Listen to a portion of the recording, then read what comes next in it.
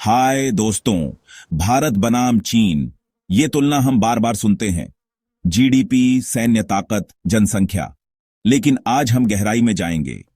ये सिर्फ आंकड़ों की बात नहीं, ये सोच, गति, नवाचार और दोनों देश अपने युवाओं को भविष्य के लिए कैसे तैयार कर रहे हैं, इसकी बात है।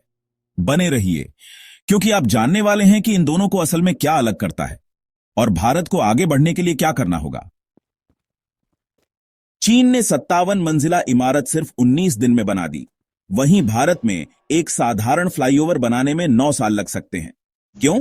चीन का सिस्टम तेजी से काम करता है। केंद्रीकृत निर्णय, सरकारी फंडिंग और तेजी का जुनून।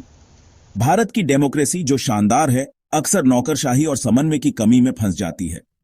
2023 की एक रिपोर्ट कहती है कि भारत के 60% हाईवे प्रोजेक्ट्स में देरी होती है। यह सोच का अंतर है। चीन काम पूरा करने को प्राथमिकता देता है, और वो भी तेजी से। सोचिए, अगर भारत इस गति को पकड़ ले तो हम क्या क्या हासिल कर सकते हैं। अब बात करते हैं एक और बड़ी चीज की, प्रोटोकॉल। चीन एआई, रोबोटिक्स और मैन्युफैक्चरिंग में दुनिया का नेतृत्व कर रहा है। 2022 में उन्होंने 29,000 एआई पेटेंट्स फाइल किए, जबकि भारत ने सिर्फ 1500। उनके स्टार्टअप्स जैसे डीजेआई या बाइटडांस को सरकार से भारी समर्थन, R&D लैब्स और फंडिंग मिलती है। 2022 में डीप टेक के लिए $20 बिलियन, भारत सिर्फ $1.5 बिलियन। हमारे वाणिज्य मंत्री पीयूष गोयल ने हाल ही कहा कि भारतीय स्टार्टअप्स आइसक्रीम और कुकीज बनाने में व्यस्त हैं, न कि असली नवाचार में। और वो गलत नहीं। भारत के सिर्फ 5% स्टार्टअप्स डीप टेक में हैं, जबकि चीन के 20%। क्यों? कोई इंफ्रास्ट्रक्चर नहीं, फंडिंग कम और बहुत सारी मंजूरी की जरूरत। भारतीय उद्यमियों में प्रतिभा है, लेकिन वो टूटे हुए सिस्टम से लड़ रहे हैं।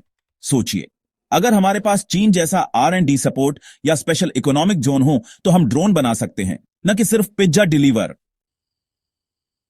अब बात करते हैं भविष्य की। हमारे युवा। चीन में बच्चे पहली कक्षा से कोडिंग और रोबोटिक्स सीखते हैं। वो हर साल 47 लाख स्टेम ग्रेजुएट्स तैयार करते हैं। भारत भी पीछे नहीं, 26 लाख ग्रेजुएट्स। लेकिन दिक्कत यह है, हमारे कई ग्रेजुएट्स को बेसिक कंप्यूटर स्किल्स भी नहीं आते। 2023 की एक रिपोर्ट कहती है कि सिर्फ 34% स्कूलों में फंक्शनल कंप्यूटर लैब्स हैं। चीन STM शिक्षा में $50 बिलियन खर्च करता है, भारत $10 बिलियन। ये अंतर है रचनाकार तैयार करने में, न कि सिर्फ नौकरी तलाशने वाले। हमारे युवा भारत की ताकत हैं। हमारी औसत आयु 28 है, जबकि चीन की 39। लेकिन हमें उन्हें बनाना सिखाना होगा, न कि सिर्फ रटना। जरा दूर से देखें। चीन की जीडीपी $17.7 ट्रिलियन है, भारत की 3.75 ट्रिलियन। उन्होंने 1980 से 850 मिलियन लोगों को गरीबी से निकाला, भारत ने 270 मिलियन।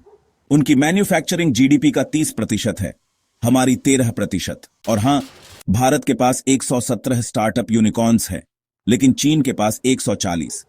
लेकिन जानते हैं क्या? भारत में अपार संभावनाएं हैं।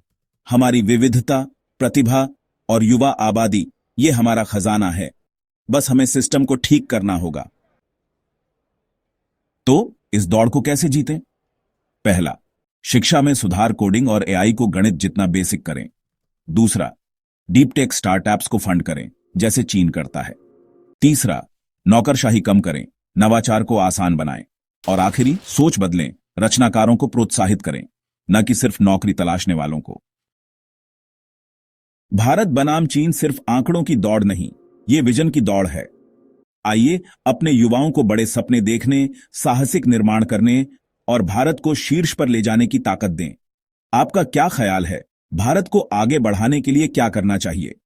कमेंट्स में बताएं, और अगर यह विश्लेषण पसंद आया तो लाइक करें और सब्सक्राइब करें। आइए भविष्य को साथ मिलकर बनाएं। अगली वीडियो में मिलते हैं।